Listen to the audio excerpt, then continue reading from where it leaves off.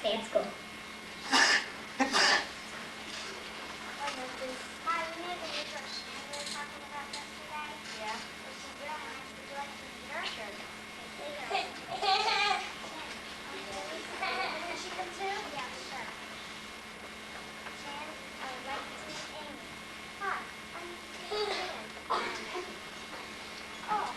You guys to meet Courtney.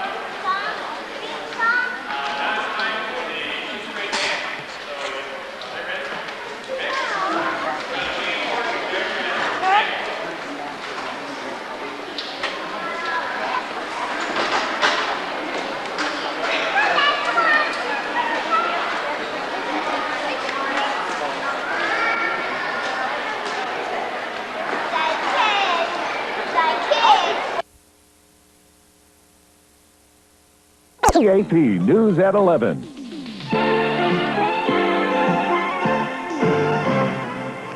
Good evening. An afternoon three-vehicle accident along State Route 47 has sent more than a half a dozen people to local hospitals.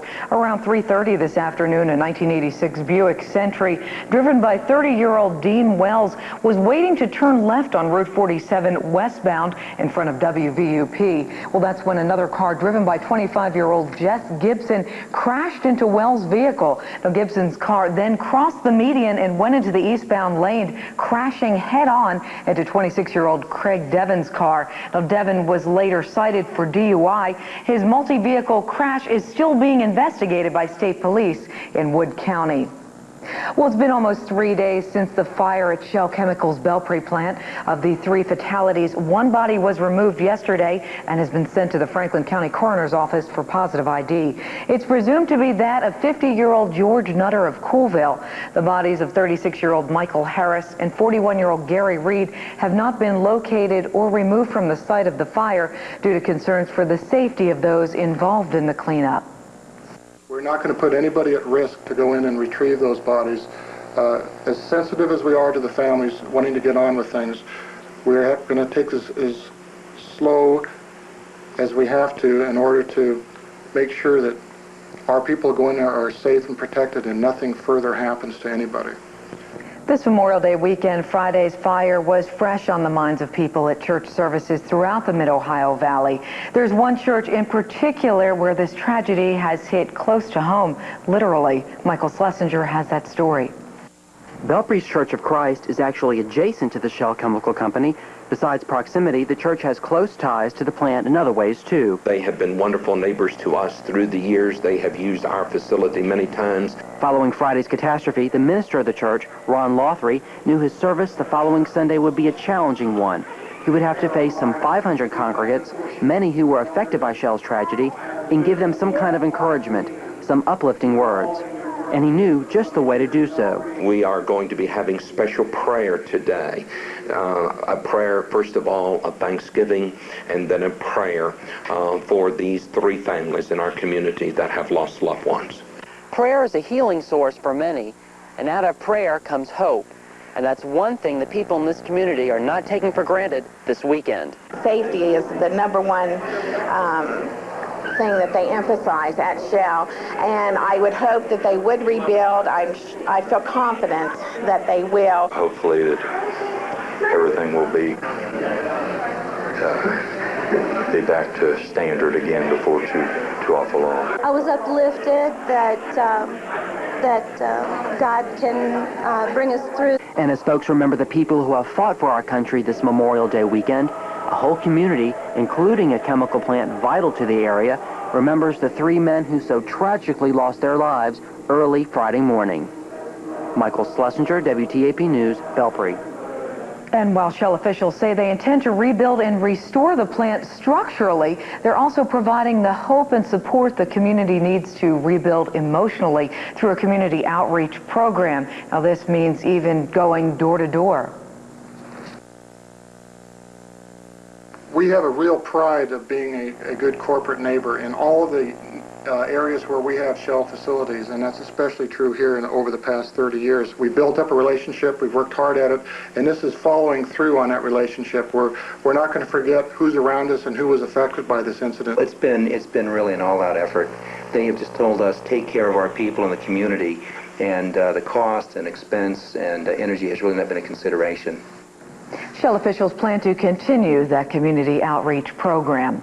And when we come back, D-Day veterans aboard one of the world's most famous ships. That story when we return.